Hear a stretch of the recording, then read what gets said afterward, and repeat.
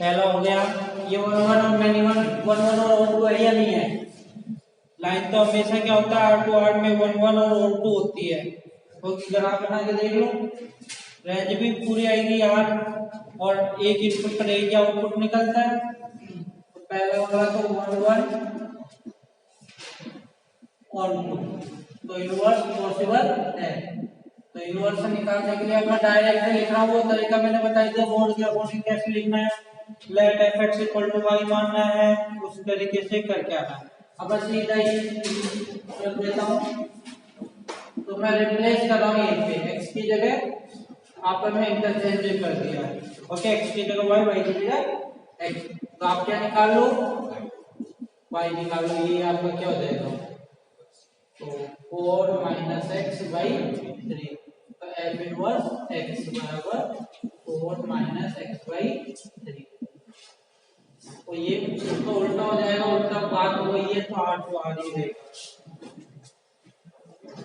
अगला करो।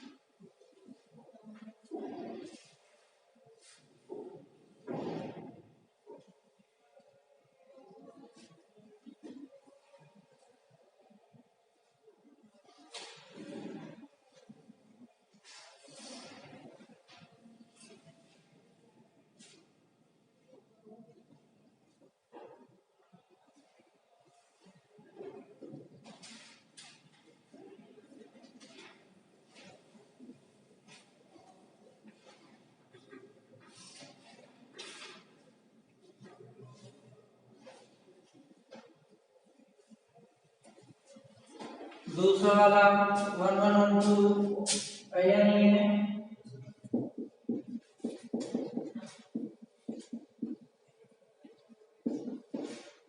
ये क्या है, x प्लस 1 का होल स्क्वायर है, और ये x कहां से कहां तक है, 8 पॉजिटिव से 8 पॉजिटिव। यदि मैं डायग्राम बना लिया तो डायग्राम बन जाता, तो हर चीज वैसे 1 1 और 2 सब चीजें क्लियर हो जाती नहीं हो जाती।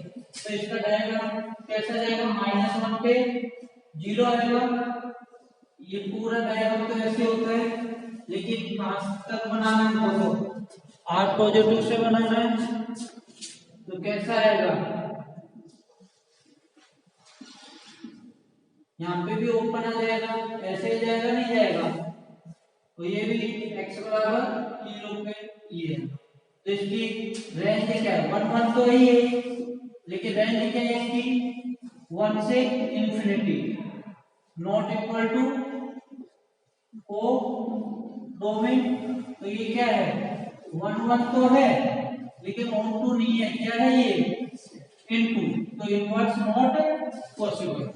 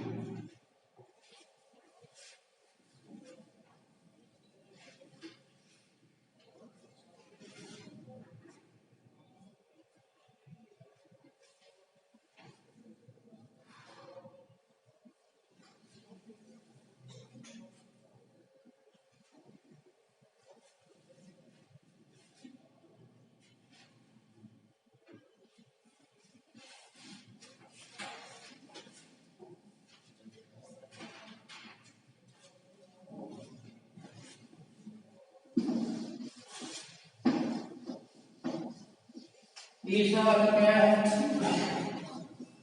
1 1 और 2 हो जाएगा, नहीं हो जाएगा।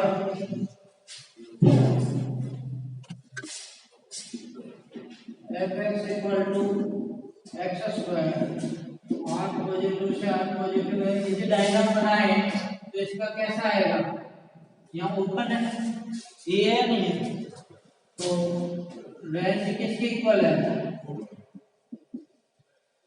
कोडोमेन मतलब 8 पॉजिटिव है, तो मतलब 1 1 ऑन 2 बाइजेक्टिव फंक्शन हो गया, बाइजेक्टिव है तो इनवर्स निकाल सकते हैं, तो y equal to x square हो गया, पहले x निकाल लेते हैं चलो फिर, तो ये x से क्या आएगा प्लस माइनस रूट y, अब मैं x की जगह y, y की जगह x पुट कर देता हूँ, y इक्वल टू एक बार तो क्या आ गया रूट x और एक बार क्या आ गया y इक्वल टू, अब कौन सा रिजेक्ट होगा कौन सा होगा सही, ये भी उल्टे हो जाएंगे, यदि मैं x की जगह y, y की जगह x जहां पुट करूंगा वो y पे उल्टे होंगे। अब लेकिन इसमें तो आउटपुट क्या नेगेटिव वाला शो कर रहा है, नहीं कर रहा, और जबकि इसमें आउटपुट है, अब मान लो क्वेश्चन r नेगेटिव से r नेगेटिव होता, जब भी वो 1 1 और 1 होता, लेकिन उस केस में ये वाला वैल्यू होता नहीं होता, लेकिन x नेगेटिव पे क्या वो माइनस पे होता है, यहाँ पे माइनस का एक्स स्क्वायर, उसके अकॉर्डिंग कुछ मान लो सपोज करो ऐसा होता, वो डिफाइन नहीं ठीक है, तो उस केस में माइनस वाला डिफाइन होता नहीं होता, ओके, इनमें से हमेशा एक ही आएगा, इनवर्स हमेशा एक ही निकल के आएगा, दो नहीं आते, और वो ये उल्टे हो जाते हैं, उसके ऊपर डिपेंड करेगा आउटपुट के ऊपर, आउटपुट उसके अकॉर्डिंग क्या है कि आउटपुट कौन सा वाला, ये वाला निकल के आ रहा है या इससे निकल के आ रहा है, तो ये वाला इस केस में रिजेक्ट हो जाएगा, तो इनवर्स क्या हो जाएगा, inverse x equal to root x r positive से r पॉजिटिव, ये आपका इनवर्स निकलेगा।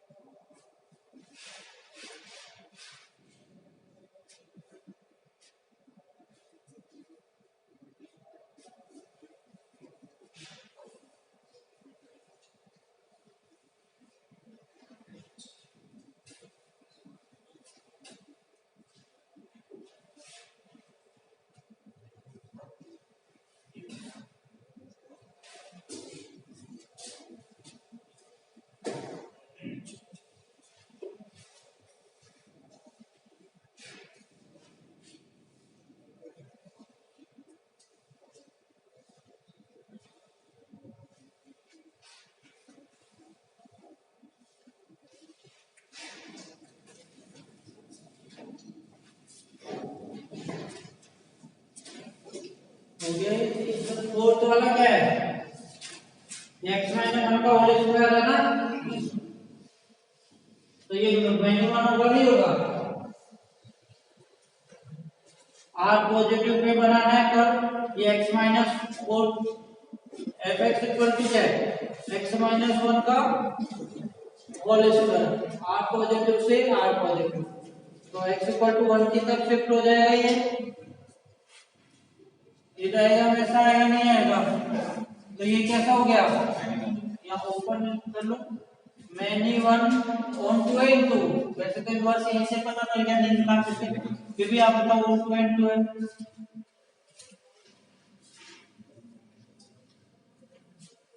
फिर बताओ आउटपुट 0 हो रहा है, फंक्शन है ही नहीं, तो डोमेन में है ही नहीं ना, तो आप चाहो तो ये इसमें 0 हो रहा है,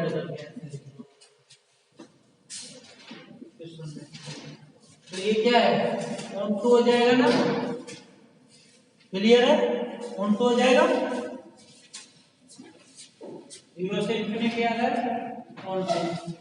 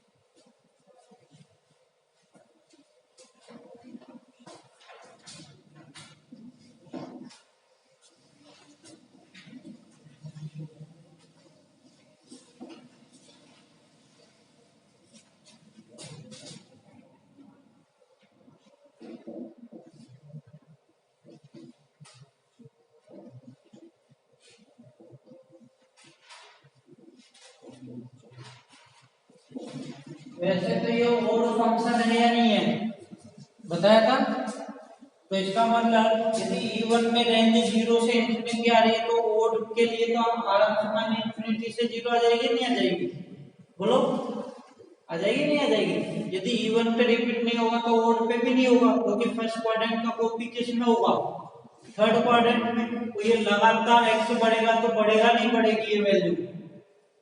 अब सोचो, वैसे देख लो, सिंपली देख लो, x पॉजिटिव के लिए है, एक बार x से 0 पुट किया तो ln वन आया 0। अब जैसे जैसे x बड़ा होगी ln के अंदर की वैल्यू बढ़ेगी नहीं बढ़ेगी, ln के अंदर की वैल्यू बढ़ेगी तो ये भी बढ़ेगा नहीं बढ़ेगा, बोलो बढ़ेगा ना, ln बेस 1 से बड़ा है, जितनी बड़ी होगी वो बढ़ेगा।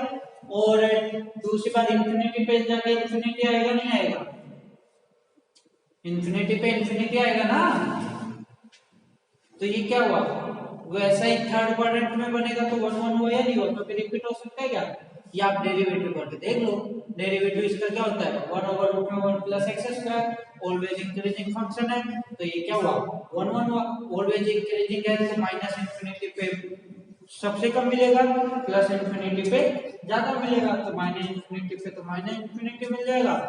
और देख लो, पुट करके देख लो, ln 0 माइनस इंफिनिटी होता है, और प्लस का इंफिनिटी पे कितना मिलेगा, इंफिनिटी मिल जाएगा। तो इसकी रेंज क्या हुई, आपका डेरिवेटिव कर दीजिए, तो डेरिवेटिव इसका ये आएगा, ये टर्म 0 इंक्रीजिंग तो क्या है 1 1, और ऑन टू लिख दो सीधे, रेंज आ रही है इसकी, ओके। तो आपको बस अब यहाँ से क्या निकालना है, x का मान निकालना है y के टर्म में, तो इसको y मान लीजिए, ये ln x प्लस, अभी इंटरचेंज नहीं किया या पहले इंटरचेंज कर लो फिर निकाल लो, आपकी जैसे भी इच्छा हो। लेकिन बोर्ड में मैंने आपको बताई दिया पैटर्न, fx बराबर y मानना, फिर x equal to f inverse y आएगा, फिर आप x की वैल्यू निकालना, x की value f inverse y put करना, पूरा y के अंदर होगा, y की जगह क्या रिप्लेस कर देना x। तो कैसे कर लो, पहले x की जगह y कर लिया, y की जगह x, या पहले x निकाल लेता हूं, तो ये क्या हो जाएगा e की पावर y। अब देखो x को इधर लिया था तो स्क्वायर करने से हट जाएगा नहीं हटने का रूट, मैं टारगेट रूट का भी है हमारे पास। तो अब स्क्वायर क्या होगा e की power y plus x square minus 2x e की power y, 1 plus x square, ये कैंसिल, तो x का मान यहाँ से कितना आ जाएगा, ये 1 को इधर ले आओ, इसको उधर ले जाओ, e की power 2y minus 1 over 2 e की पावर y। अब x की जगह y की जगह x लिख दो, तो x की जगह क्या बन जाएगा, एक तरीके से f इनवर्स x हो जाएगा, नहीं हो जाएगा, y तो f इनवर्स x है, तो 2 e की power 2x minus 1 over 2 e की पावर x। तो ये उल्टा होगा, a टू b है तो b टू a होगा, इनवर्स दोनों सेम है तो कोई रह जाएगा।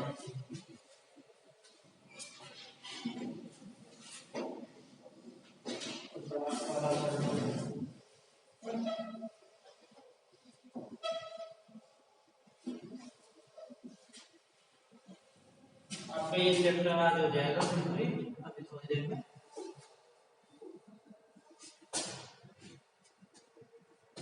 फिर आपका इनवर्स और प्रोबेबिलिटी बचेगी।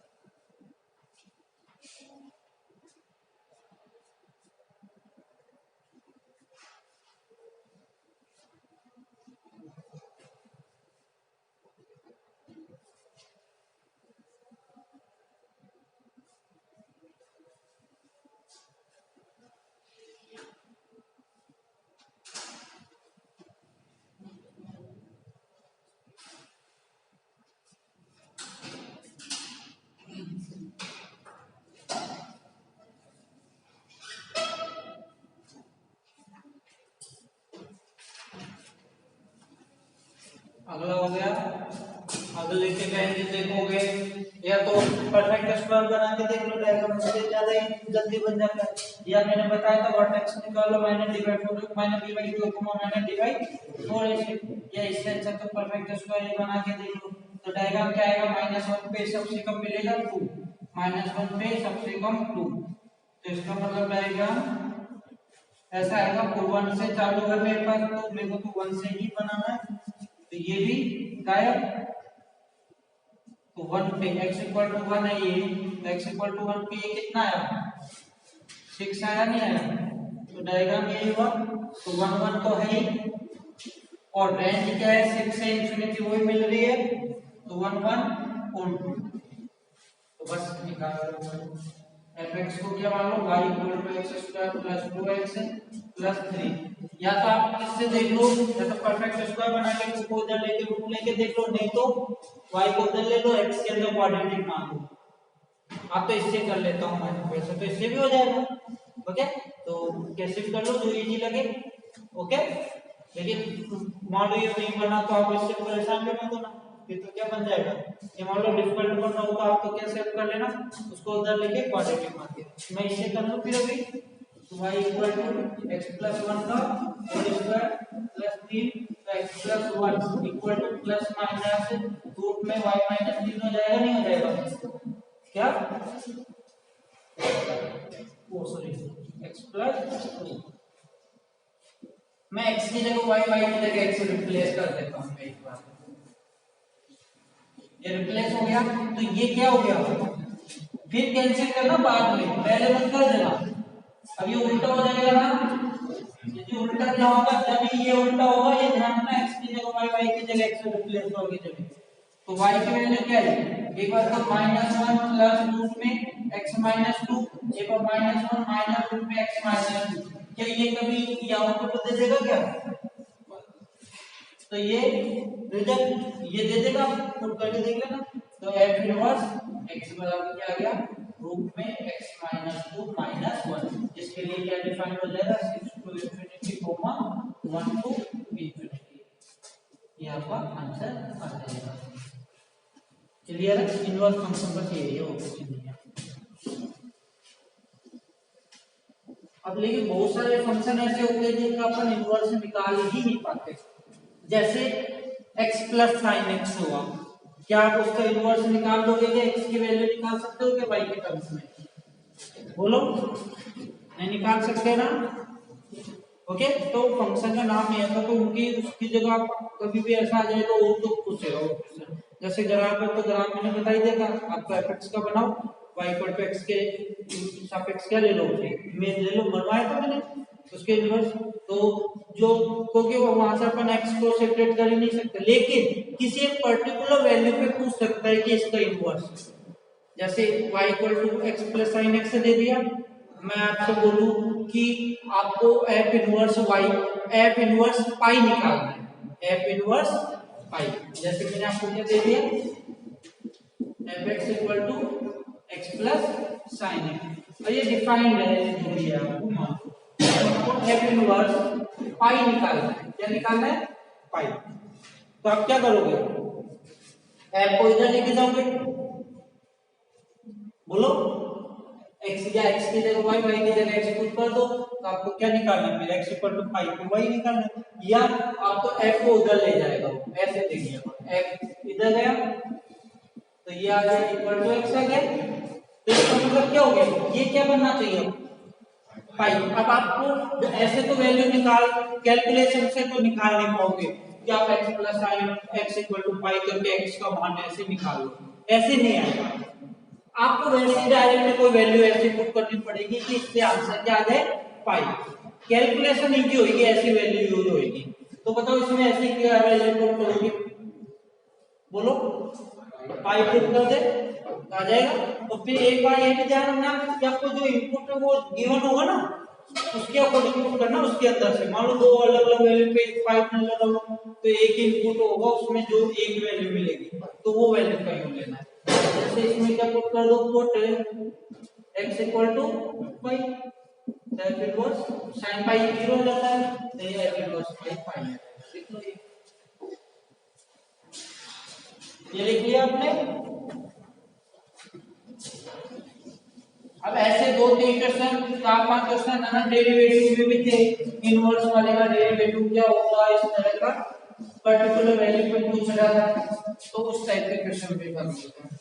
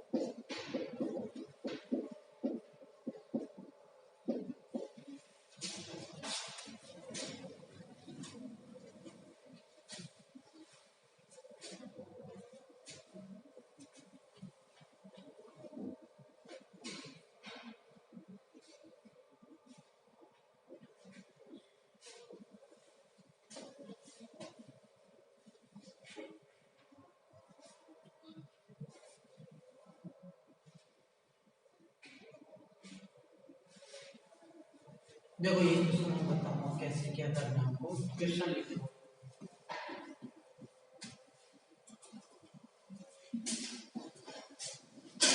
अब देखो अपन यहाँ से इनवर्स तो निकालना है, मान लो कोई क्वेश्चन आ जाता है जिसका इनवर्स निकाल सकते थे हम, तो अपन इनवर्स निकाल लेते, फिर डेरिवेटिव करके ये वैल्यू पुट कर देते, हो जाता नहीं हो जाता क्वेश्चन।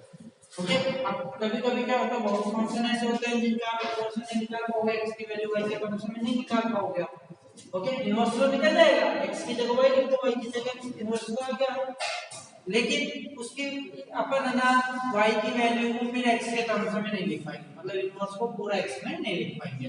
तो उस केस में देखो सॉल्व कैसे करोगे आप, fx equal to x plus sin x, okay. तो आप क्या करना करो, पहले f इनवर्स x चाहिए हमको, मतलब f डैश इसका डेरिवेटिव का जो y वैल्यू पुट करूंगा तो वो चाहिए, तो आप इसको क्या मान लिया करो, एक नाम दे दिया करो इसको, ऐसा कुछ g x नाम दे दिया, तो मैं ऐसे बोल दूं आपको g डैश पाई चाहिए मुझे, ये मतलब अब इसको सॉल्व करने के लिए दो तरीके, दोनों तरीके बता देता हूं आपको।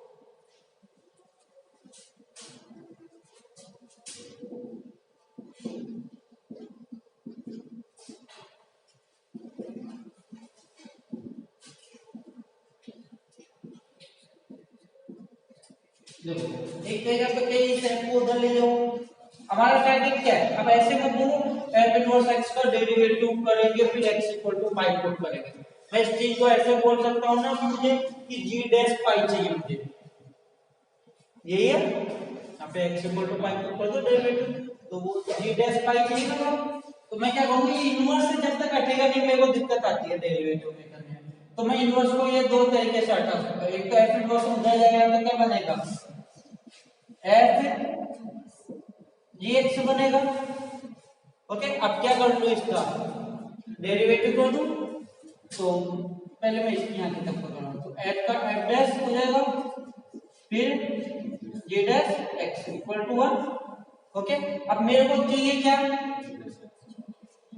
g डैश पाई चाहिए, तो यहाँ पे क्या पुट करूंगा मैं x की जगह पाई लिखना चाहिए, तो put x equal to pi.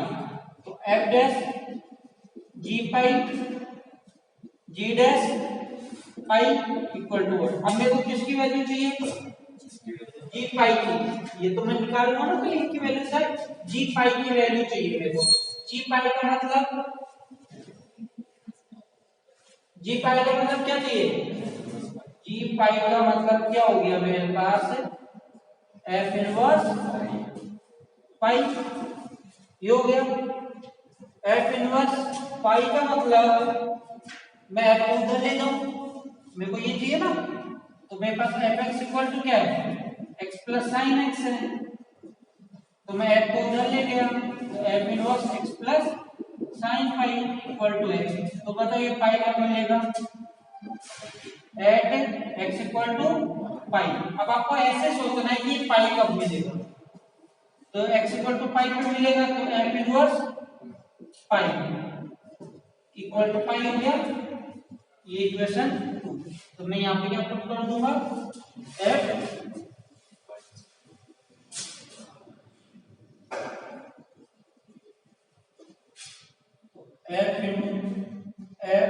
Dash पाई हो गया ये g dash pi equal to 1। अब fx तो हमारे पास है, तो अब fx तो इक्वेशन 3 नाम दे दो। चलो मैं f डैश पाई निकाल लूं, fx बराबर क्या है x प्लस sin x है, तो f डैश x से कितना आ गया 1 प्लस cos x।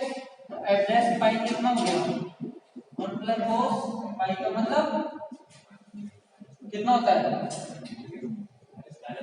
माइनस होगी, ये वैल्यू हो गया।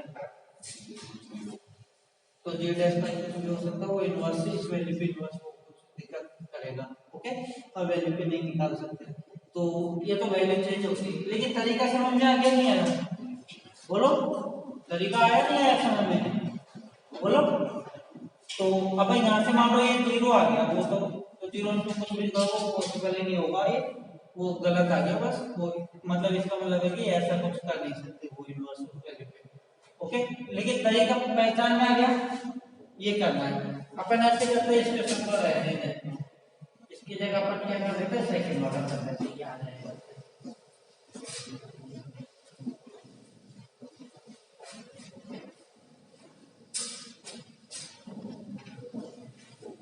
सेकंड वाला मतलब यही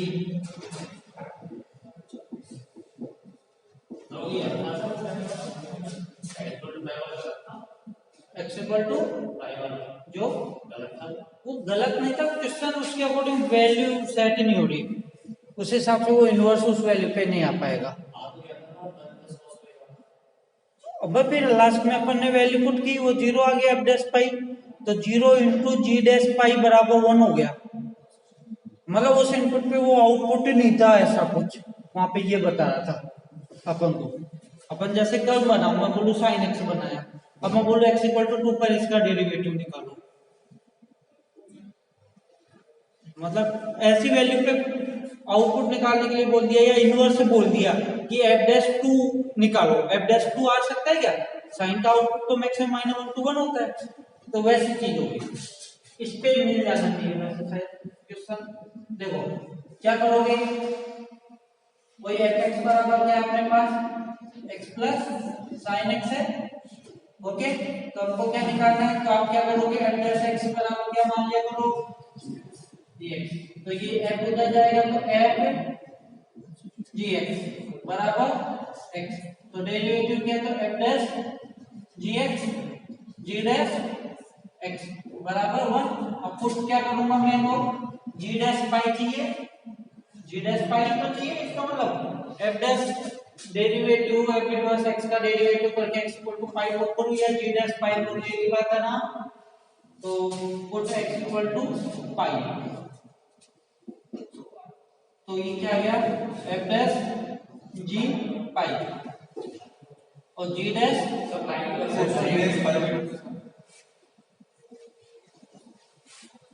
पाई बाई 2 प्लस 1। तो f dash g pi by 2 plus 1 g dash pi by 2 plus 1 ये निकल जाएगा। लेकिन अब क्या क्या इसकी जरूरत पड़ेगी हमको g पाई बाई 2 प्लस 1। तो ये अब मेरे को g पाई बाई 2 प्लस 1 का मतलब क्या हो गया g पाई बाई 2 प्लस 1 का मतलब f inverse pi by 2 plus 1 है या नहीं है। तो मेरे पास fx क्या है x प्लस साइन x है, तो मैं f को उधर ले गया f inverse x plus sine x equal to x। बताओ क्या पुट करूं यहाँ पे कि मेरे को पाई बाई 2 प्लस 1 मिल जाए। तो put x equal to pi by 2 f inverse 1 plus pi by 2 equal to कितना आ गया पाई बाई 2 आ गया। ये इक्वेशन यहाँ पे पुट कर दो तो क्या आ गया f डैश पाई बाई 2 आ गया ये और g dash pi by 2 plus 1 equal to 1 ये आ गया। अब तो f डैश पाई बाई 2 को निकाल सकते हैं, fx हमारे पास है ये इक्वेशन 3 से दिया। तो क्या है fx equal to x plus sin x। तो डेरिवेटिव क्या हुआ 1 प्लस cos x। तो f डैश पाई बाई 2 कितना आ जाएगा cos पाई बाई 2 0 से ये हो गया ये 4 यहाँ पे तो ये 1 ही है 1 into g dash pi by 2 plus 1 बराबर मतलब g dash pi by 2 plus 1 बराबर 1। या इसको मैं बोलूं इनवर्स ऑफ वो f इनवर्स x का डेरिवेटिव का वैल्यू बात हुई है। तो ये हमारा आंसर एक और तरीका देखो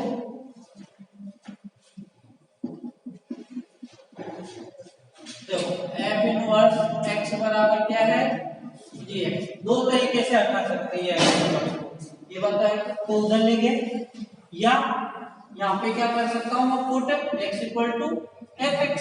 क्या पुट कर दिया मैंने x इक्वल टू fx। तो ये f इनवर्स और f आपस में कैंसिल हो जाते हैं। क्या हो जाते हैं f इनवर्स और f क्या हो जाते हैं आपस में कैंसिल। तो यहाँ x बन गया, यहाँ पे क्या बन जाता है f g x equal to x, यहाँ पे g f x equal to x बन जाता है। ओके तो वही डेरिवेटिव को g dash f x f dash x बराबर 1। अब मेरे को ऐसी वैल्यू पुट करनी है कि f x की वैल्यू क्या बने पाई बने, क्योंकि मेरे को g डैश पाई चाहिए ना बोलो। तो f x की वैल्यू पाई बने तो f x पाई कब बनेगा वो सॉरी पाई बाई 2 प्लस 1 वाला ये वैल्यू क्या बने पाई बाई 2 प्लस 1। तो कितना पुट करो ये पाई बाई 2 बोलो ये बनेगा मेरे को तो f x चाहिए पूरा। तो मतलब इस पे f हो पाई बाई 2 तो ये कितना बन गया पाई बाई 2 प्लस 1। तो मैं कितना पुट करूंगा इसमें कितना पुट करूं पाई बाई 2 पुट करूंगा ना, जब तो ये पाई बाई 2 प्लस 1 बन जाएगा ना। तो मतलब यहाँ से ये पता चलेगा कि x की क्या वैल्यू पुट करूं मैं यहाँ पे इस केस में मेरे को ये पता चलेगा कि मैं x की ऐसे क्या वैल्यू पुट करूं इसके अंदर कि मेरे को ये पाई बाई 2 प्लस 1 मिल जाएगा। तो क्या मिली ऐसी क्या वैल्यू पुट करने पे मिली पाई बाई 2। तो मैं put equation x equal to pi by two in equation 1। तो g dash f of pi by two f dash pi by two equal to 1। तो ये कितना मिला मुझे पाई बाई टू प्लस 1 मिल गया। और f dash pi by two में यहीं से पुट कर दूं वैल्यू, यहीं से ले लूं। चलो पूरा लिख लो, ये अलग कर दिया, ये 3 ले लिया। f x क्या है मेरे पास x प्लस sin x है, तो f डैश x से कितना आया 1 प्लस cos x। तो f dash pi by to कितना आया 1 आ गया, ये 1 यहाँ पे कर दो। तो g dash pi by two plus 1 equal to 1। Clear है? दोनों तरीके से सोचना, कभी कभार कोई इजी हो जाता है, कभी कोई लेंथ हो जाता है।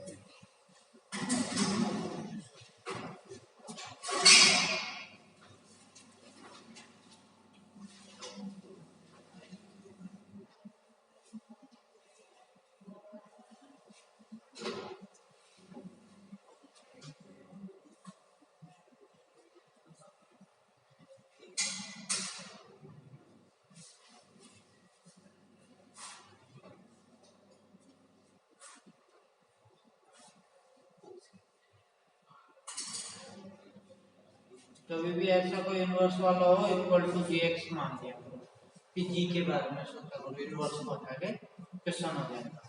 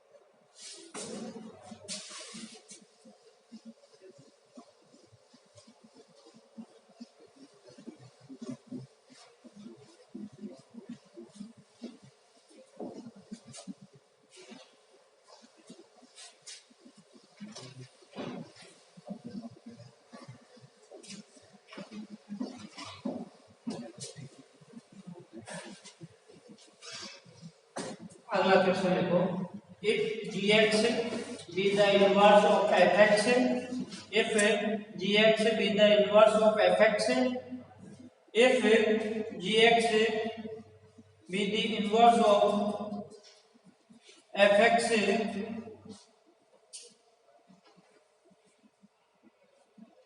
and at the x equal to 1 over 1 plus x cube,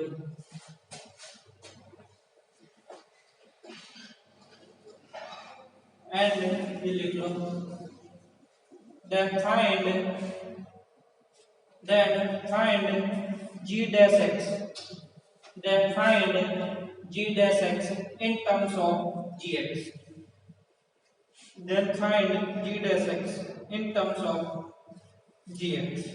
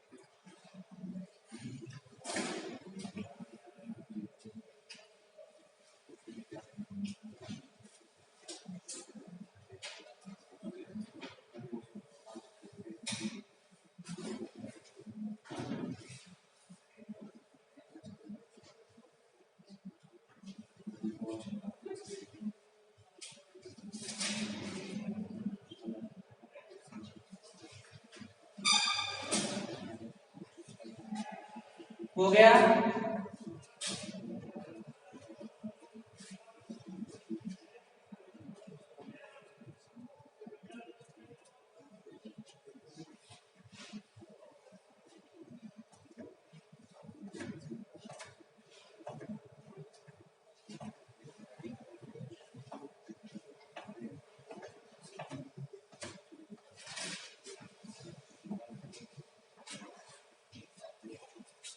देखो क्वेश्चन में क्या बोला है, gx क्या है,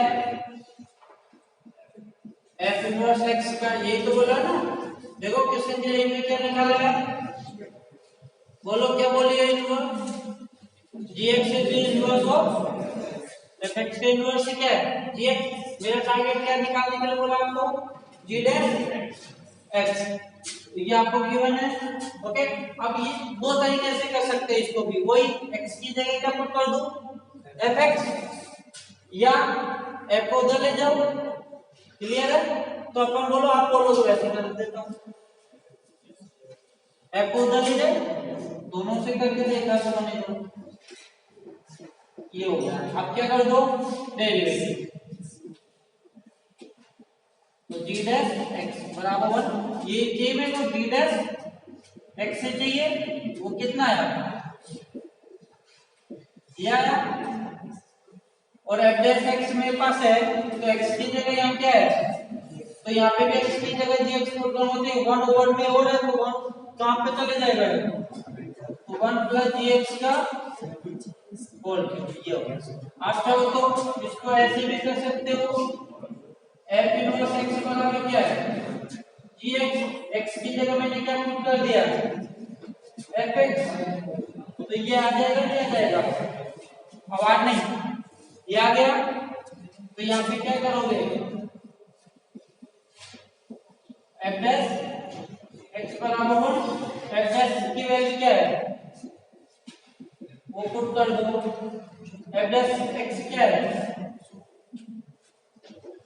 तो ये उधर मल्टीप्लाई होगा, तो ये हो गया। अब क्या करो, ये अब ये fx की जगह क्या आना चाहिए मेरे पास, x, तो fx की जगह मैं पुट करूंगा x, मैं ये पहले t पुट कर देता हूं, तो यहाँ पे क्या पुट होगा, एफ एक्स की जगह मैं टी पुट करता हूँ क्योंकि एक्स एक्स में अंतर पता नहीं चलेगा, तो एफ एक्स को मैं टी मान लेता हूँ। एफ एक्स को क्या मान लिया, टी, तो x equal to f inverse t हो जाएगा। Let put f x equal to t, तो क्या आ गया, x equal to f inverse t, तो ये क्या आ गया एफ डैश, ये तो टी आ गया, 1 प्लस ये क्या आ जाएगा एफ इनवर्स टी का होल क्यूब, मतलब वापस टी की जगह एक्स लिख दिया मैंने, ये आया नहीं आया, तो ये एफ इनवर्स एक्स ही क्या है, जी एक्स है, 1 प्लस जी एक्स का होल, तो देखो ये वाला ज्यादा इजी रहेगा, तो आप इससे किया करो क्वेश्चन ये वाले तरीके से, ओके, ये ट्राई, या इससे भी मैंने करके बता दिया, आपने दोनों से जैसे भी करोगे, ओके, लिख लो।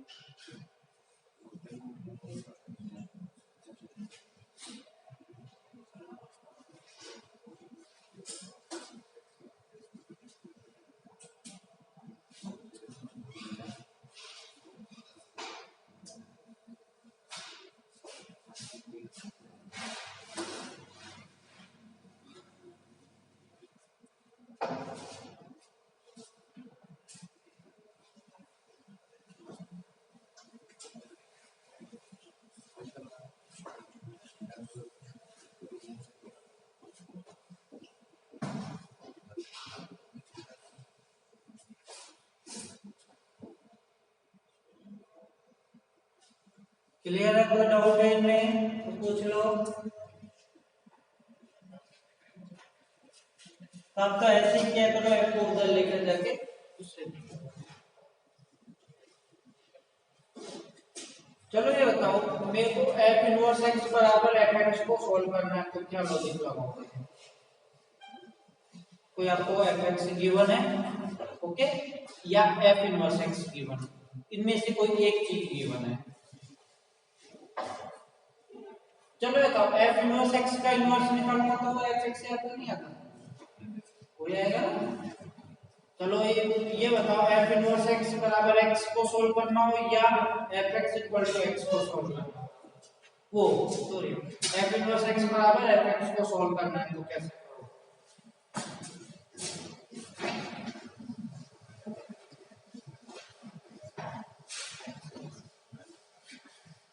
चलो ये बताओ एफ इनवर्स एक्स और एफ एक्स को सोल्व करने का मतलब ये ज्यादा आप एक दूसरे को कट करेगा वही पॉइंट आते नहीं आते, बोलो, जब आप एफ इनवर्स एक्स और एफ एक्स एक दूसरे को ज्यादा कट करेंगे तो वहीं पे उनको सोल्व करने से एक्स का मान वही तो प्राप्त होगा, बोलो, इंटरसेक्शन पॉइंट होता वही तो होता है।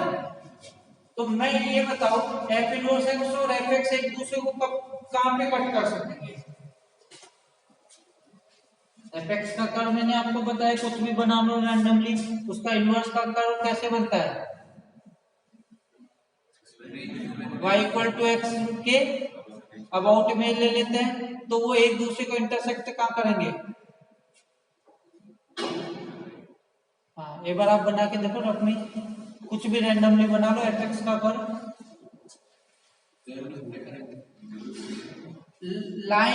लाइन मत बनाना, मैं ये नहीं बोला करेंगे, जितने पॉइंट पे करेंगे अपने आप आपको पता चल जाएगा, देखो कहां पे करेंगे, एफ एक्स का कुछ भी रैंडम लेकर आप बना लो और फिर उसका इमेज लो y इक्वल टू एक्स वाली लाइन के अबाउट और फिर उसका इमेज बना के देखो जो ना ग्राफ के ऊपर डिपेंड करेगा ना ग्राफ कैसे आपका जो ग्राफ होगा उससे फिक्स हो जाएगा कि वो एक पॉइंट पे कट करेंगे वो नहीं भी कर सकते हैं कोई जरूरी नहीं या 5 पॉइंट पे कर सकते हैं 4 पॉइंट पे कर सकते हैं 3 पॉइंट पे लेकिन उसका लॉजिक क्या है कहां पे कट करेंगे वो देखो ये y equal to x y line है ये कोई भी कर्व है ये ऐसा कर्व है मान लो ये कैसा कर्व है एफ एक्स का कर्व है तो इमेज वाला कर्व कैसा बनेगा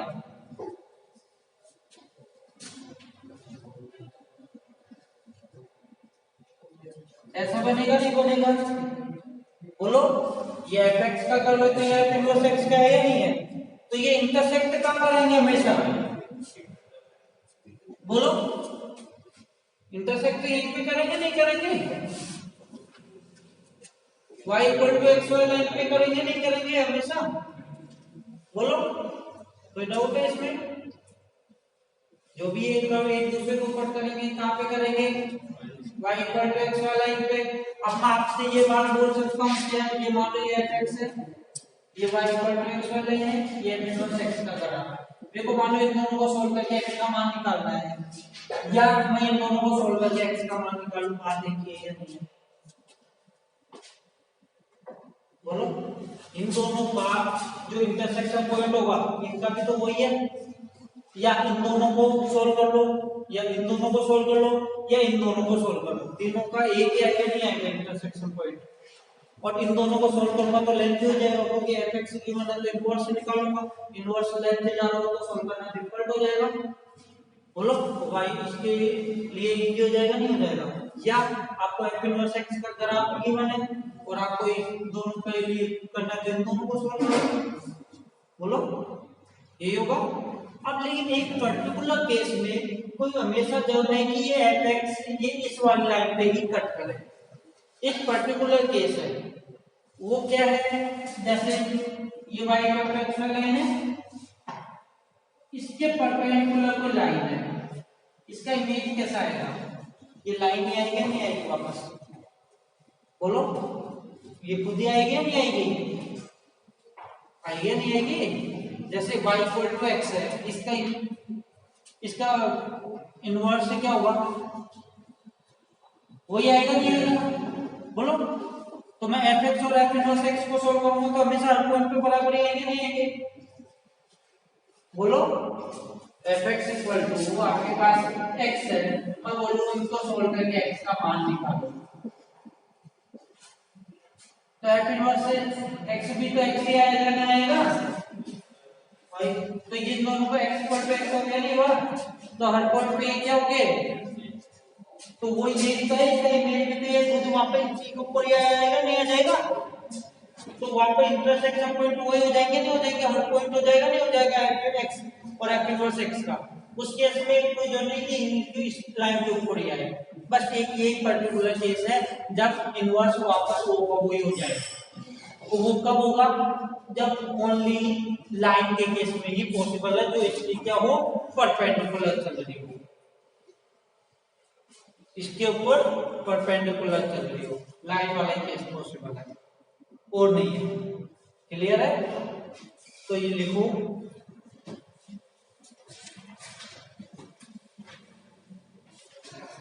आपको ये तो पता है ही image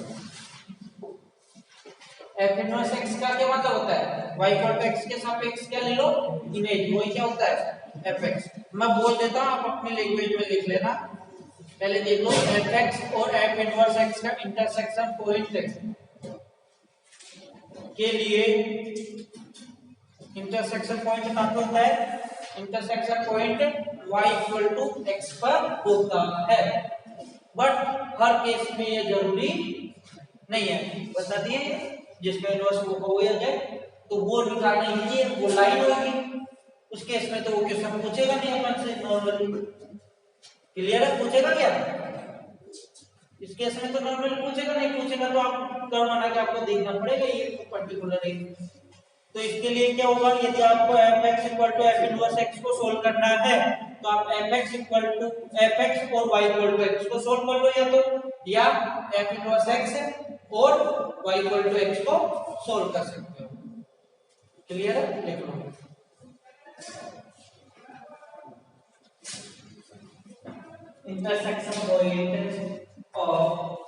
intersection point of fx and f dash x normally lie y equal to x, normally line y equal to x, but it is not necessary for all the case, but it is not necessary for all the case। Last में diagram बनवा दूंगा वो तो okay, इतना लिख लिया। अब लिखो for solving fx equal to f inverse x, solving fx equal to f inverse x, then solve either fx equal to x, then solve fx equal to x or f inverse x equal to x, or solve f inverse x equal to x। Clear है? तो मैं ऐसा ही क्यों नहीं किया, मान लो आपके पास f inverse x given हो, क्या गिवन हो, f इनवर्स x ही गिवन हो, उस केस में फिर क्लियर है, तो इस प्रकार सॉल्व कर देंगे। ये वाला डायग्राम बना लो, तो ये वाला बना लो, इसका इमेज यही क्या है, लाइन fx है, तो ये f इनवर्स x है, तो इसके x हर पॉइंट पर इसका इंटरसेक्शन पॉइंट है, तो वो देख लो इस लाइन पे नहीं है ना, ये वाला भी तो इंटरसेक्शन पॉइंट है। बस ये पर्टिकुलर जब पॉसिबल है लाइन के केस में, वो भी कौन सी लाइन, जब इस y इक्वल टू x के perpendicular line, y equal to x के परपेंडिकुलर लाइन, उस केस में ही पॉसिबल है, अदरवाइज नहीं है।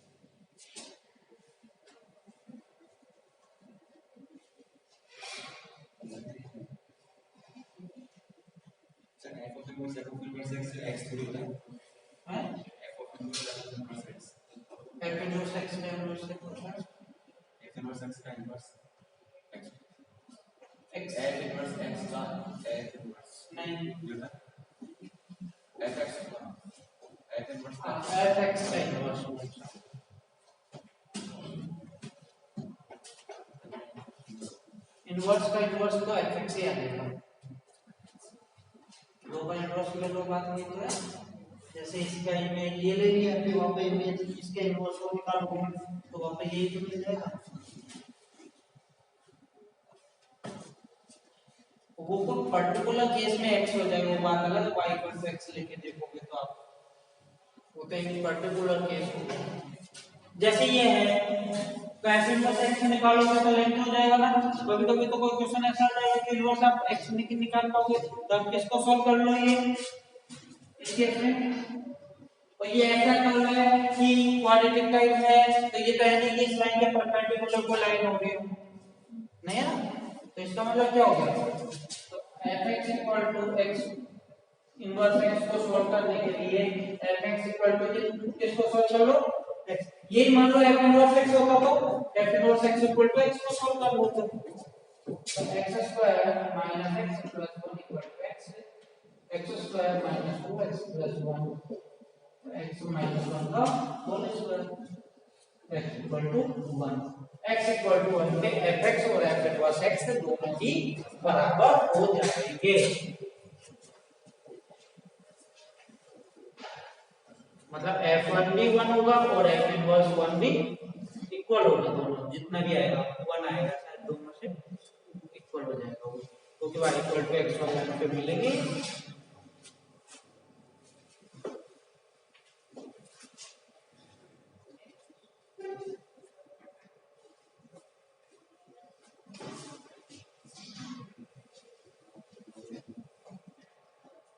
लिख लिया,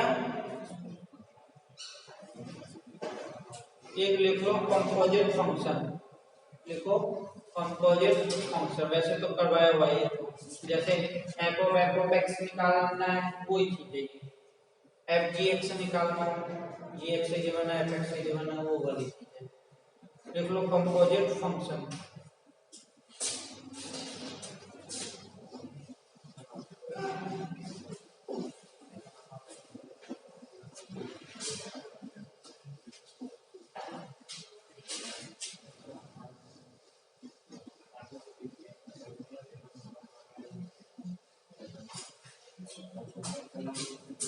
देखो ये कोई इनपुट है x, यहाँ से ये डिफाइंड है f फंक्शन, क्लियर है? तो ये क्या बन जाएगा, ये fx बनेगा नहीं बनेगा, फिर यहाँ से ये g और एक और फंक्शन डिफाइंड है, तो ये क्या बन जाएगा, gfx बन जाएगा नहीं बनेगा? बोलो।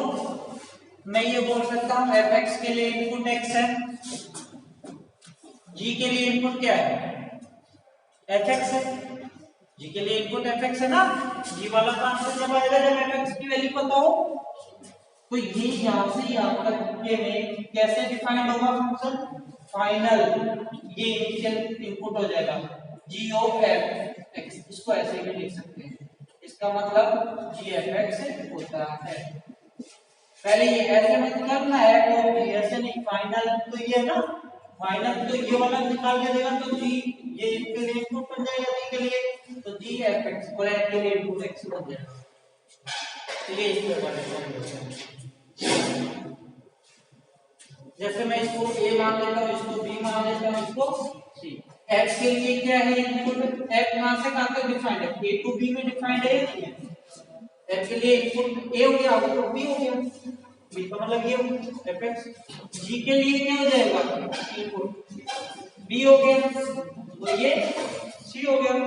तो ये मैं इस पूरे को h नाम दे देता हूँ यहाँ से के लिए, तो h के क्या डिफाइंड हो गया, a टू c हो गया। ओनली मैं g को डिफाइन करूंगा तो ये हो जाएगा, मैं g ओ f को डिफाइन करूंगा तो क्या हो जाएगा, a टू c हो जाएगा।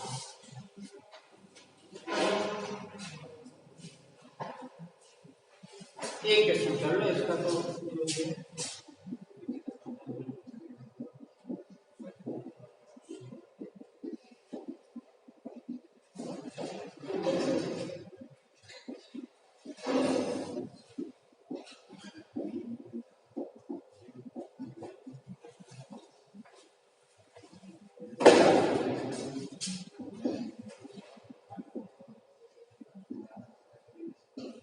ये निकाल लो।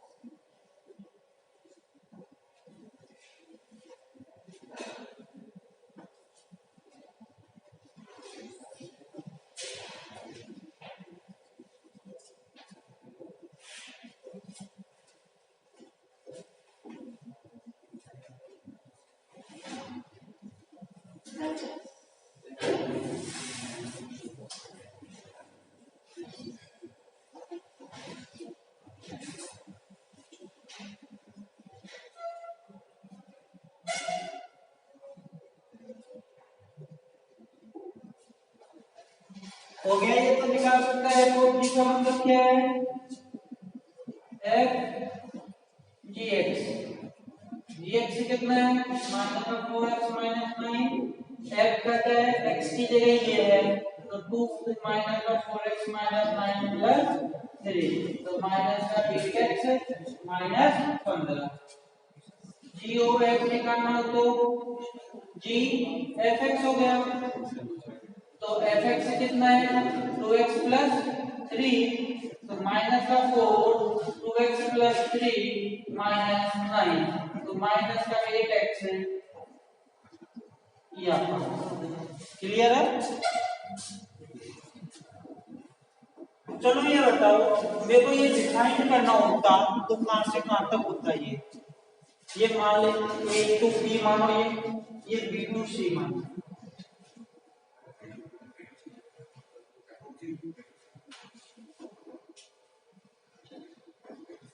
देखो f और g ये डिफाइंड कब होगा g के लिए सुनो ये डिफाइंड कब होगा g के लिए जो आउटपुट होगा g के लिए जो आउटपुट होगा f का वो क्या होना चाहिए इनपुट होना चाहिए जब ये डिफाइंड होगा क्योंकि नहीं तो ये इनपुट नहीं हो पाएगा समझो ना g का जो आउटपुट होगा f का वो क्या होना चाहिए इनपुट जब तो होगा ये डिफाइंड इसके लिए f का जो आउटपुट होगा g का क्या होना चाहिए वो सेम होना चाहिए ये दोनों यहाँ पे तो पूरा आर है इसलिए इक्वल हो जाएगा क्लियर है नहीं तो ये डिफाइन नहीं होगा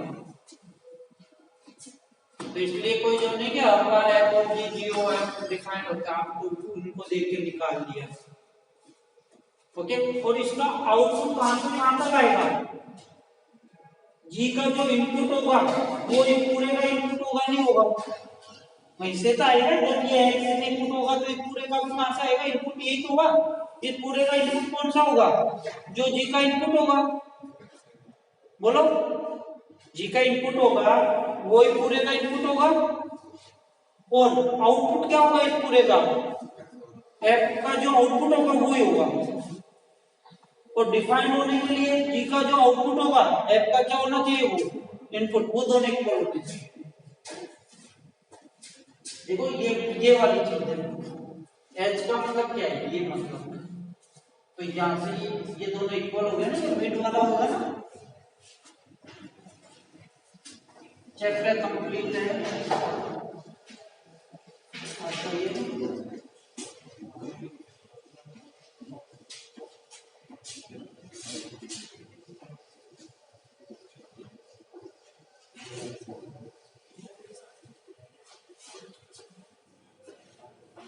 शेड निकालो ऐसे करो मैंने होमवर्क के लिए दिया था ना आपको कल से इनवर्स लिखना चालू कर देंगे आराम से एक वीक में इनवर्स हो जाएगा एक वीक में प्रोबेबिलिटी हो जाएगी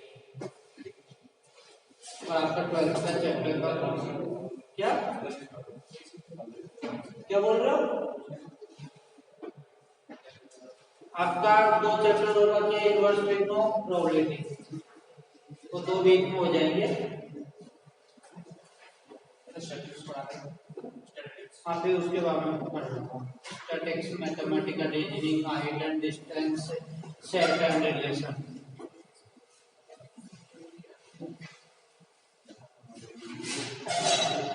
और 11th का एलिप्स हाइपरबोला बाकी है वो भी छोटे छोटे हैं आपके पैराबोला को मैंने करवाई दिया था आपको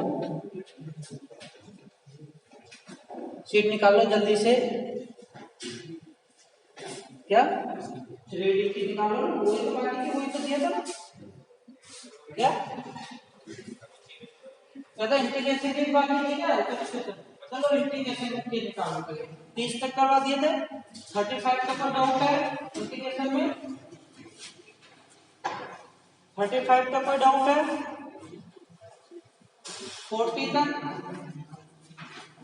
40 तक कोई डाउट है 38 6। अब ये बता दो 36 वाला। ओके, अभी मैं को वैल्यू को पढ़ेंगे, वैसे इस टाइप के अपने नहीं आते। 40 तक कोई डाउट? 45 तक कोई डाउट? 45 तक डाउट है? 50 तक? 50 तक कोई डाउट? 55 तक कोई डाउट है क्या? 54 n plus 1 n plus 2।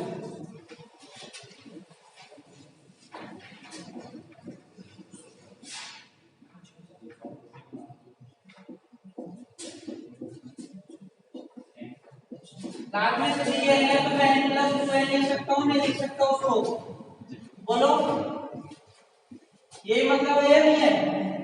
मैं इसको y नाम दे देता हूँ। क्या नाम दे दिया? y। अब मैं log लूंगा तो पावर कहाँ जाएगी? ln ले लिया दोनों तरफ, तो ये 1/n तो आगे आ जाएगा, नहीं आ जाएगा? 1/n ln। अब मैं इसके अंदर देखो कैसे लिख रहा हूँ। यहाँ पे कितने स्टेप है? ये टोटल 2n स्टेप है, और नीचे भी n into n कितनी बार हो रहा है? तो मैं सभी के नीचे एक एक n दे रहा हूँ। इसके नीचे एक n आया तो मैं डिवाइड किया तो क्या आएगा? 1 plus 1/n आगे नहीं आया। इसके नीचे भी 1 plus 2/n आगे नहीं आया। ऐसे 1 plus 3/n आ जाएगा। इसी प्रकार 1 plus 2n/n लिख रहा हूँ इसको मैं, क्योंकि सभी में नीचे आएगा ना, पैटर्न बन जाएगा। ये लो, limit n tends to infinity 1/n। अब मैं इसको समेशन में लिख सकता हूँ ना, या 1/n को भी अंदर लेना होता है अंदर। ln 1 प्लस वेरी कौन कर रहा है यहाँ पे? 1 2 3। पहले ln की प्रॉपर्टी लगा के अलग अलग कर देना, भी समेशन लग जाएगा, नहीं लगेगा? बोलो, सीधा लिख दूं r/n, और r इक्वल टू कहां से? 1 से 2n तक। तो r/n को क्या मान लो? x मान लो। लिमिट से देखोगे तो ये किसकी लिमिट आएगी? 0, ये 2 हो जाएगी, तो 0 से 2 तक ln 1 प्लस x हो जाएगा। देखिए किसका आंसर आएगा? ln y का। आपको निकालना किसका आंसर है? y निकालना ना आपको, तो फिर बाद में e की पावर लेना। कर लोगे? कर लोगे ना? ओवर डाउन 55 तक हो गया? बोलो जल्दी से उसकी भी शीट निकालना पड़ेगी।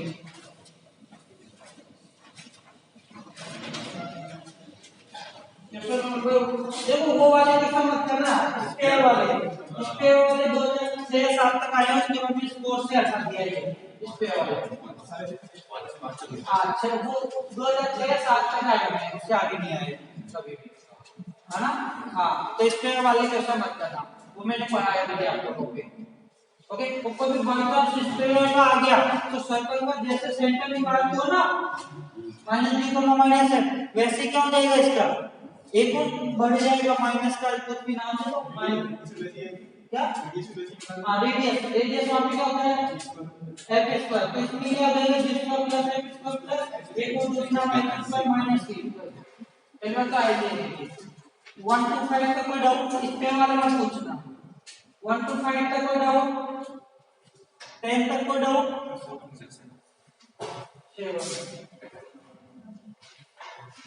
7 पे एंगल निकालना आपको OAB और ABC। OAB क्या है? प्लेन को क्या नहीं बना, और इन 3 पॉइंट से आप प्लेन की इक्वेशन नहीं निकाल सकते क्या? और ABC से प्लेन की इक्वेशन नहीं निकाल सकते? तो दो प्लेन के बीच में एंगल पूछ रहा है, करवाओगे ना? हो जाएगा 10 तक कोई डाउट? 15 तक कोई डाउट? 11 तो ऑप्शन से कर लो, इंटरसेक्शन दोनों को सेटिस्फाइड करनी चाहिए ना, ऑप्शन से वैल्यू पुट करके देख लो, उससे लिख लीजिएगा। 12 वाला तो इजी करेंगे। कोप्लेनर है तो मैंने बताया था कोप्लेनर की क्या कंडीशन होती है, पहले लाइन इंटीग्रल से कन्वर्ट कर लो। x इक्वल टू क्या? 1 प्लस s है, y equal to -3 minus lambda s है, और z equal to 1 plus lambda s है। यहाँ पे वैल्यू क्या कर रहा है? पैरामीटर एस और टी है ना, तो लेमडा नहीं है, एस है वैल्यू, तो एस तीनों से एस की वैल्यू निकालो, तो ये x माइनस 1 है, ये कितना हो जाएगा y plus 3 over minus lambda, ये z माइनस 1 ओवर लेमडा। आप कर लोगे नहीं करोगे ऐसे बना के? वो प्लेन के लिए क्या चाहिए होती है, तीन डायरेक्शन, दो तो सीधा सीधा नीचे वाले पे जाएंगे और एक पॉइंट पे जाएंगे, दोनों लाइन पे उनको माइनस करके छोड़ अब 15 तक डाउन, 15 तक डाउन है, 20 तक, 20 तक डाउन,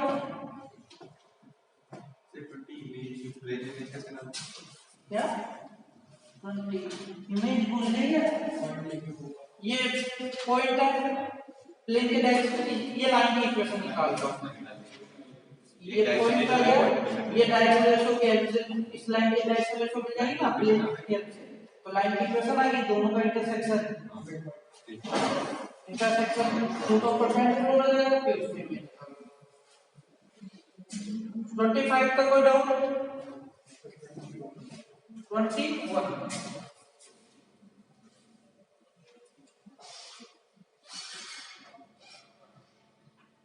ये इंटरसेक्शन और प्लेन का मतलब क्या होता है, लाइन तो होता है, मैंने निकाली थी प्लेन की इक्वेशन है, एक तो क्रॉस करने से डायरेक्शन रेशो मिल जाएगी लाइन की, और z बराबर 0 पुट कर दिया, कुछ भी पुट कर दो, दो को इंटरसेक्शन पर निकालो, कोई मिल गई, लाइन की इक्वेशन आ गई।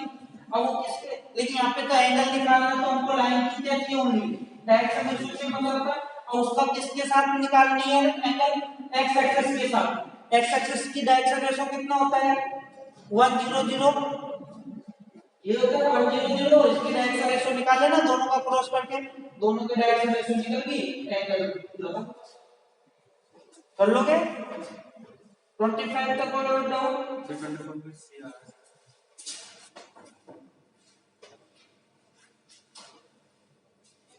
y प्लेन पे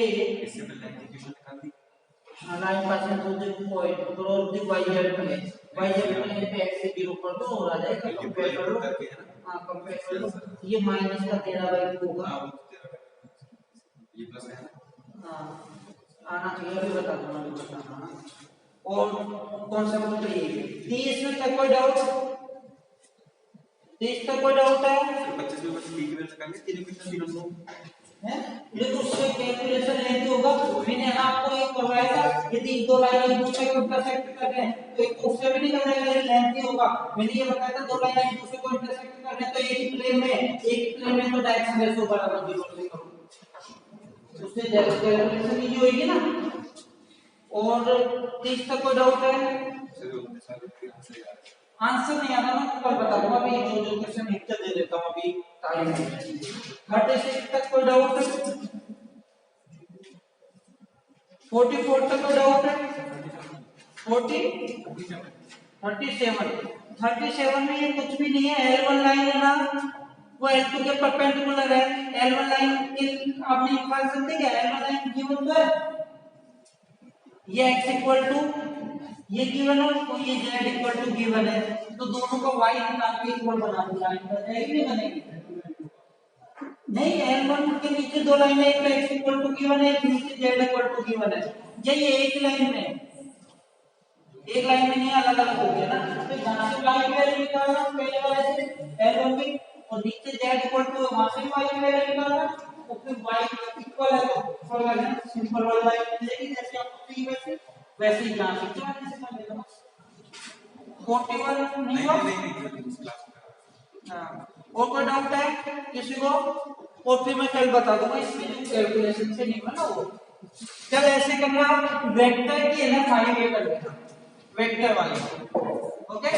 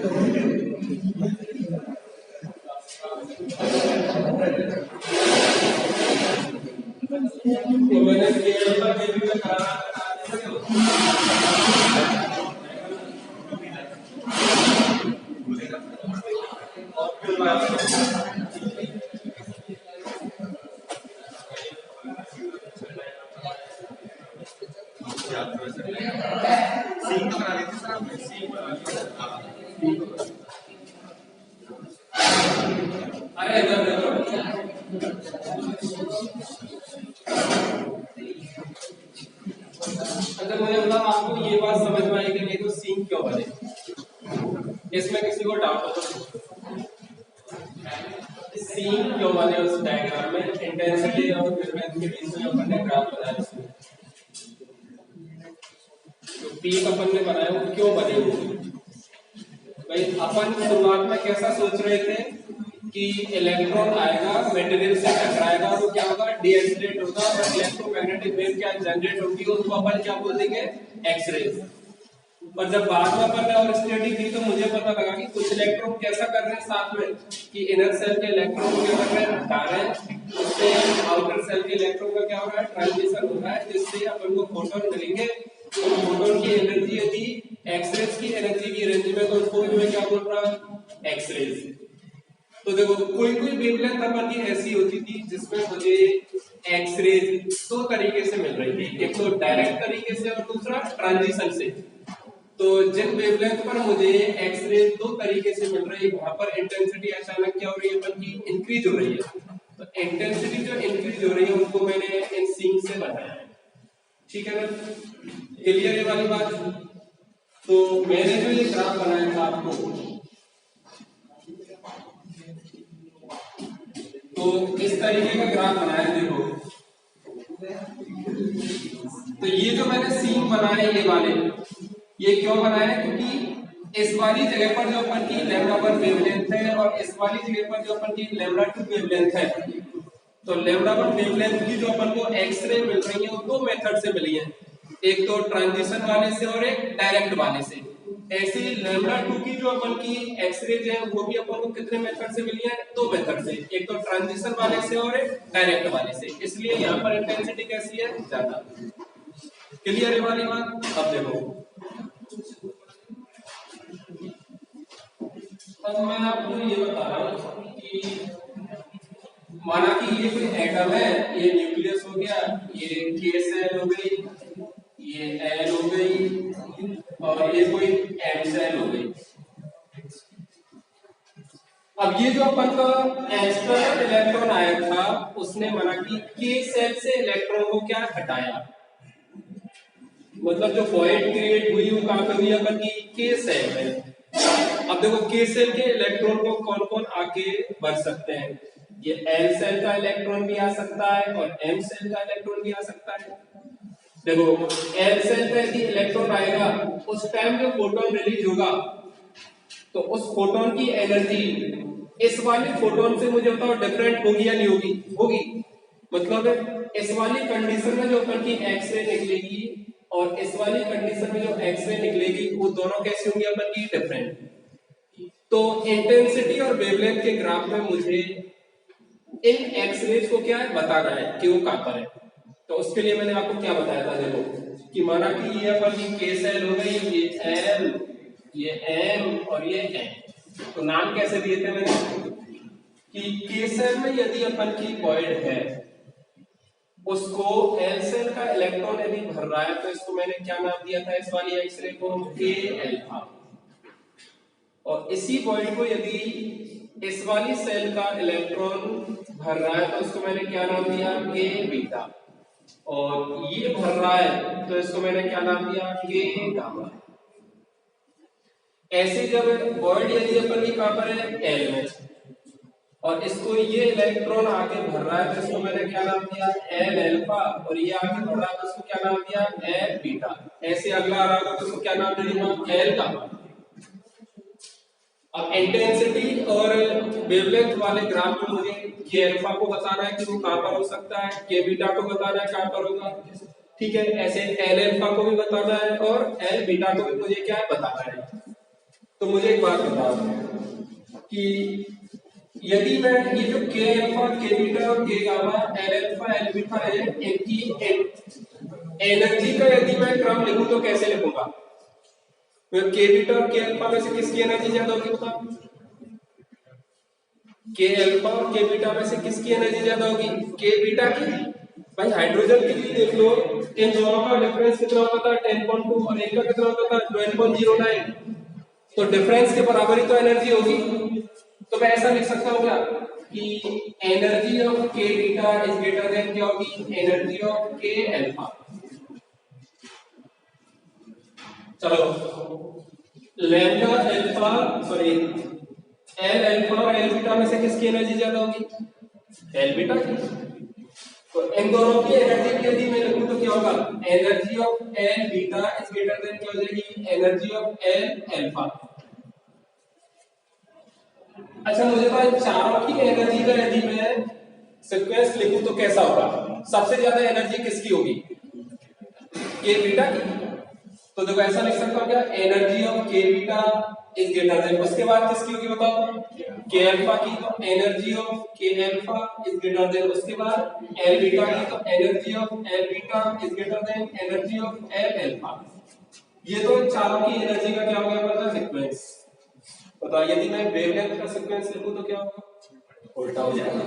मतलब lambda L alpha is greater than lambda L beta is greater than lambda K alpha is greater than lambda K beta। ठीक है, इसका मतलब क्या है कि जब इंटेंसिटी और वेवलेंथ का मैं ग्राफ बनाऊंगा तो मुझे बताओ सबसे पहले मुझे किसका पीक बताना पड़ेगा, बताओ किसका पीक बताना पड़ेगा।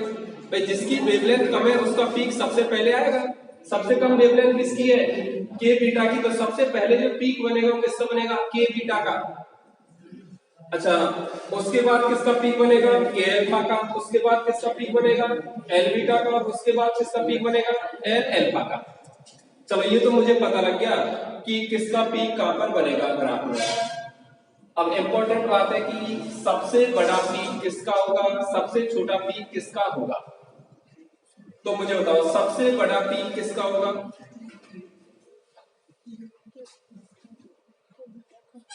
भाई के सेल में अपन की वॉइड यदि है तो उस वाली कंडीशन में के अल्फा और के बीटा में से किसका पीक बड़ा होगा? जब पीक बड़ा का मतलब किसकी इंटेंसिटी ज्यादा होगी? इंटेंसिटी क्या होती है अपन की? Total energy divided by area. मतलब जिसकी एनर्जी ज्यादा होगी, टोटल एनर्जी, उसका पीक कैसा होगा अपन का? ज्यादा बड़ा। बताओ टोटल एनर्जी किसकी ज्यादा है? के बीटा की। पर के बीटा की जो टोटल एनर्जी ज्यादा है वो एक सिंगल एटम के लिए, किसके लिए? सिंगल एटम के लिए। पर मुझे तो ये जो आपको टारगेट मटेरियल दी थी इसमें कितने सारे एटम है? बहुत सारे एटम है, करोड़ों। तो जो मैंने आपको बताया कि इलेक्ट्रॉन अपन का जा रहा है और वॉइड क्रिएट हो रही है और इलेक्ट्रॉन का ट्रांजिशन हो रहा है, वो एक एटम में हो रहा है या फिर बहुत सारे एटम में? बहुत सारे एटम में हो रहा है। तो मुझे तो टोटल एनर्जी की यदि मुझे बात करनी है तो सारे एटम की बात करनी है। अब सारे एटम की मुझे बात करनी है तो मुझे बताओ कि कौन से वाले ट्रांजिशन के सबसे ज्यादा चांसेस है? के अल्फा के चांसेस ज्यादा है के बीटा के? भाई माना कि ये वाली जो अपन की प्रोसेस है ये 1000 एटम में हो रहा है, तो बताओ 1000 एटम में से मैक्सिमम एटम तो ऐसे ही होंगे ना जिनमें कौन सा हो रहा होगा? के अल्फा ट्रांजिशन हो रहा होगा। हाँ, 10-50 ऐसे भी होंगे जिनमें कौन सा वाला ट्रांजिशन हो रहा होगा? के बीटा। वही वाला एग्जांपल, चोर को बचाने कौन आएगा पहले? नजदीक वाला। हो सकता है 100 बार तुम चिल्लाए, ठीक है, 100 दिन चोरी हुई और तुम चिल्लाए डेली डेली, तो नजदीक वाला परेशान हो गया, नहीं आया तो दूर वाला आया 1-2 बार। पर ज्यादा बार कौन आएगा? नजदीक वाला। तो यदि मैं पूरी मटेरियल के लिए यदि बात करूं तो बताओ कौन से वाले ट्रांजिशन की सबसे ज्यादा एनर्जी होगी? के अल्फा की। किसकी होगी? के अल्फा की। मतलब मैं के अल्फा और के बीटा में से यदि आपसे पूछूं बताओ कि किसका ज्यादा बड़ा बनेगा, तो आप क्या बोलेंगे? के अल्फा का। ठीक है, ऐसे एल अल्फा और एल बीटा में से यदि मैं आपसे पूछूं बताओ पी किसका ज्यादा बड़ा बनेगा? एल अल्फा का। किसका बनेगा? एल अल्फा का। तो देखो मैं थोड़ी देर के लिए आपको ग्राफ बना रहा हूं किस किस का? के अल्फा और के बीटा को रिप्रेजेंट करते हुए। तो के अल्फा और के बीटा को रिप्रेजेंट करते हुए जब मैं ग्राफ बनाऊंगा तो कैसा ग्राफ बनेगा? देखो ये वो लैम्डा मिनिमम है जहां पर इंटेंसिटी कितनी है? 0। ठीक है, लैम्डा इंक्रीज हो रहा है, इंटेंसिटी बढ़ रही है। अचानक मुझे ट्रांजिशन के कारण और एक्सरे मिली और एक्सरे के कारण इंटेंसिटी क्या हो गई? ये बढ़ गई। ठीक है, फिर से अपन का कंटिन्यूअस ग्राफ, फिर से मुझे क्या मिली? इंटेंसिटी इंक्रीज हुई मिली। तो वो इंटेंसिटी कौन सी हो गई अपन की? ये हो गई। अब मैं आपसे पूछ रहा हूं कि बताओ ये जो मैंने आपको पीक बनाए हैं इनमें से के अल्फा का पीक कौन सा होगा और के बीटा का पीक कौन सा होगा? देखो पहले किसका पीक बनेगा? के बीटा का। मतलब ये वाला पीक किसका है? के बीटा का। तो इसको मैं बताओ के बीटा नाम दे दूं क्या? अच्छा, ये मुझे पता है कि के बीटा का जो पीक होगा वो के अल्फा से कैसा होगा? छोटा, इसलिए मैंने इसको कैसा बनाया? छोटा। और ये वाला पीक किसका है? के अल्फा का। बताओ यहाँ पे जो अपन की वेवलेंथ तो कौन सी है? Lambda beta. और यहाँ पे जो वेवलेंथ तो कौन सी है? Lambda alpha.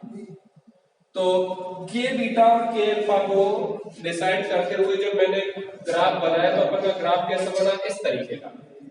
ऐसे मुझे बताओ आप लोग लैम्डा एल अल्फा और एल बीटा वाला ग्राफ भी बना सकते हैं। पहले कौन सा वाला पीक आएगा? L beta. बाद में कौन सा आएगा? अच्छा, एल बीटा और एल अल्फा इन दोनों से पहले आएंगे या फिर इनके बीच में आएंगे, इनके बाद में आएंगे? तो बाद में आएंगे। भाई एल अल्फा और एल बीटा की जो वेवलेंथ है ये तो इन दोनों से कैसी है? ज्यादा। तो ज्यादा वेवलेंथ का मतलब ये पीक क्या है? और आगे आएंगे। तो बताओ चारों को कंसीडर करते हुए यदि मैं ग्राफ बनाता तो आप लोग बना देते क्या? किसी को दिक्कत इसमें? तो ये ग्राफ बना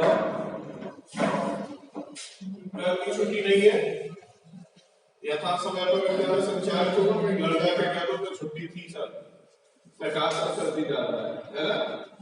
जो सब बोलना है तो ये ऑनलाइन रिकॉर्ड हो रही है बात नहीं ऑब्जेक्टिव का विकास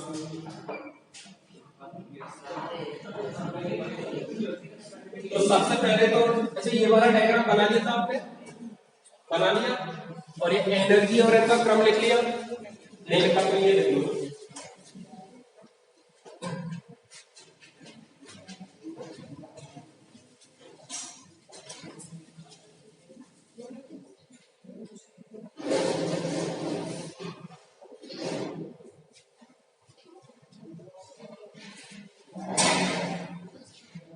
देखो ये वाला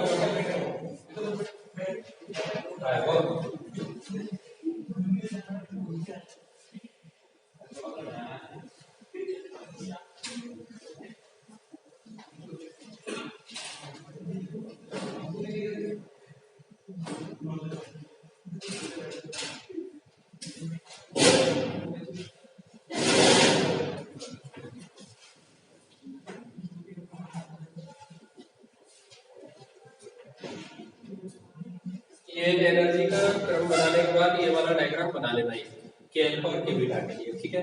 और के लिए मैं क्वेश्चन करवा रहा हूँ, वो देखना उसको।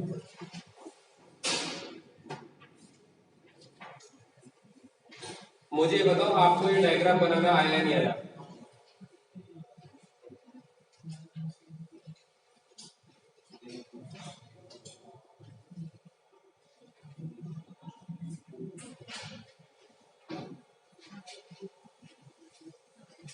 अच्छा मुझे बताओ ये जो पी का अपन के बन रहे हैं ये एक्सटर्नल बैटरी के पोटेंशियल पर डिपेंड कर रही है।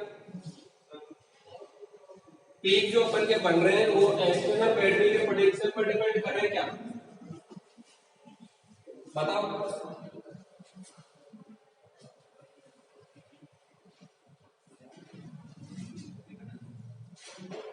सर लैम्बडा मिनिमम की वैल्यू किस पर डिपेंड करती है? एक्सटर्नल बैटरी के पोटेंशियल पर। वो मटेरियल पर डिपेंड करती है क्या? मटेरियल को यदि मैं चेंज कर दूं और पोटेंशियल को उतना ही रखूं तो मुझे बताओ लैम्बडा मिनिमम की वैल्यू चेंज होगी क्या? नहीं होगी, क्योंकि लैम्बडा मिनिमम की वैल्यू क्या थी? HC upon EV. एचसी और ये तो क्या बन गए कांस्टेंट, बताओ किस पर डिपेंड कर रहा है? बी पर। पर मुझे एक बात बताओ ये के अल्फा और के बीटा क्यों मिले अपन को? भाई इलेक्ट्रॉन का ट्रांजिशन हुआ है, उसके कारण जो मुझे एक्स-रेज मिली थी उनके कारण क्या मिले मुझे? के अल्फा और के बीटा मिले। तो मुझे बताओ इलेक्ट्रॉन का जो ट्रांजिशन हो रहा है उसमें कितनी एनर्जी मिलेगी, कितनी वेवलेंथ की मुझे एक्स-रेज मिलेगी, वो किस बात पर डिपेंड करेगी? मटेरियल पर डिपेंड करेगी। तो मटेरियल पर डिपेंड यदि करेगी तो के अल्फा और के बीटा किस पर डिपेंड करेगा? मटेरियल पर डिपेंड करेगा। बताओ मटेरियल यदि चेंज कर दूंगा तो के अल्फा और के बीटा की पोजीशन चेंज होगी या नहीं होगी? होगी। मटेरियल यदि मैं चेंज कर दूंगा तो के अल्फा और के बीटा की क्या हो जाएगी? चेंज अपन की पोजीशन। पर लैम्बडा मिनिमम चेंज होगा क्या? नहीं होगा। तो एक ग्राफ बनाने के बाद नीचे लिख देना if we will change the material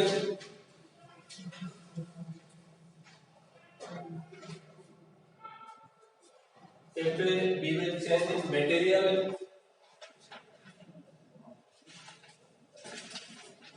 then position of k alpha and k beta then position of k alpha and k beta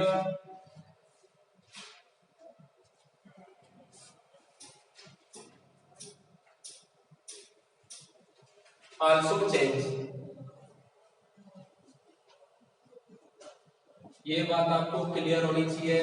peak किस पर डिपेंड कर रहा है? मटेरियल पर। पीक की पोजीशन किस पर डिपेंड करेगी? मटेरियल पर। और लैम्बडा मिनिमम किस पर डिपेंड करेगा?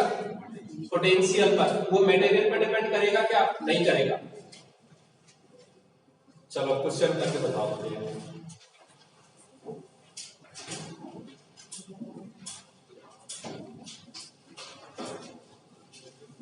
देखो जेई में क्वेश्चन आया था 3-4 साल पहले, कौन सा था? ऐसे आपको ग्राफ देना था उसमें, कॉलम मैचिंग का क्वेश्चन था। और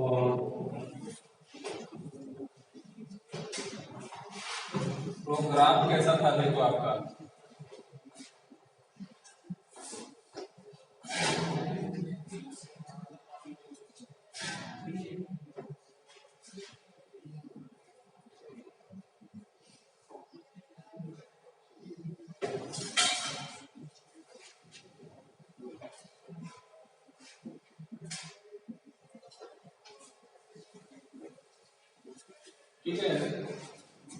और ऐसे ऑप्शन दे रखे थे उसमें, ये 1, ये 2, ये 3 और ये 4, और ऑप्शन नंबर ए दे रखा था ये के अल्फा, ये के बीटा, ये एल अल्फा और ये एल बीटा।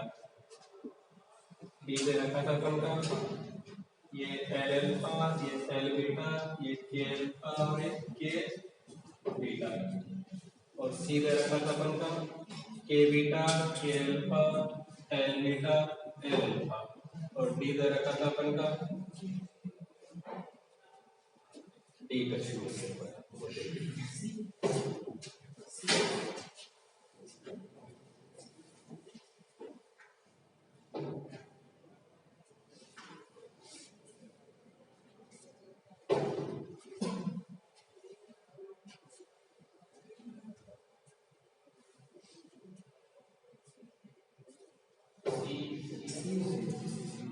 सी हो गया। ठीक है, अपन ने अभी वेवलेंथ का सीक्वेंस निकाल लिया ना कि सबसे पहले किसकी वेवलेंथ आएगी अपन की के बीटा की, फिर किसकी आएगी के अल्फा की, फिर एल बीटा की और फिर एल अल्फा की। तो ये तो कौन अपन का के बीटा, ये कौन है के अल्फा। देखो के अल्फा की इंटेंसिटी के बीटा से कैसी है अपन की ज्यादा, ऐसे ये कौन है एल बीटा, ये कौन है एल अल्फा, एल अल्फा की भी एल बीटा से कैसी है अपन की ज्यादा। ठीक है, अगला क्वेश्चन करो। देखो हटा दो इसको,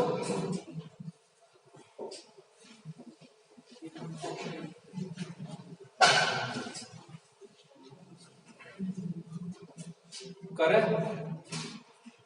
देखो ऐसे आपको ग्राफ दे रखा है ये, ठीक है, इंटेंसिटी और वेवलेंथ के बीच में।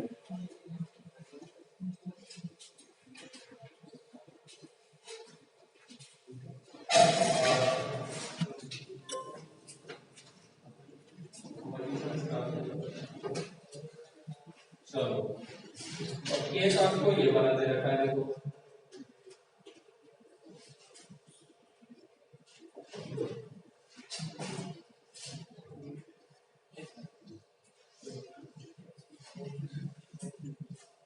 ये ग्राफ नंबर 1 और ये ग्राफ नंबर 2।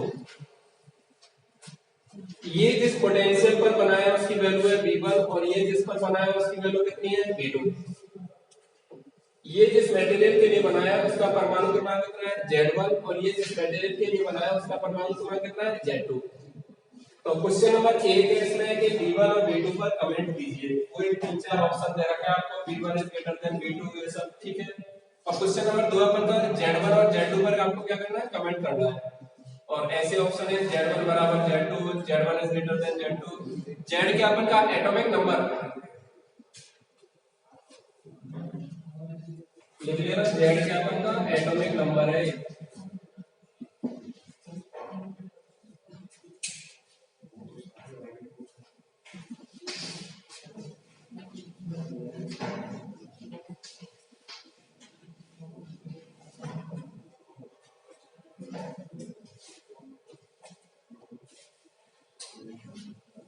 चलो बताओ जल्दी से।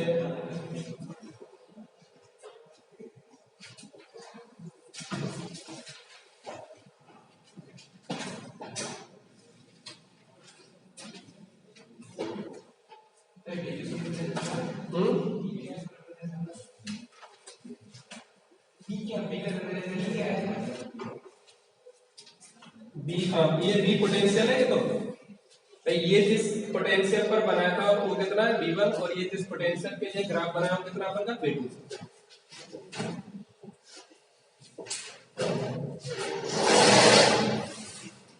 चलो V1 और V2 का तो आप लोग बता दोगे क्या होगा, किया ना अपन ने V1 V2 का निकालने के क्वेश्चन। तो V1 V2 का क्या सीक्वेंस होगा,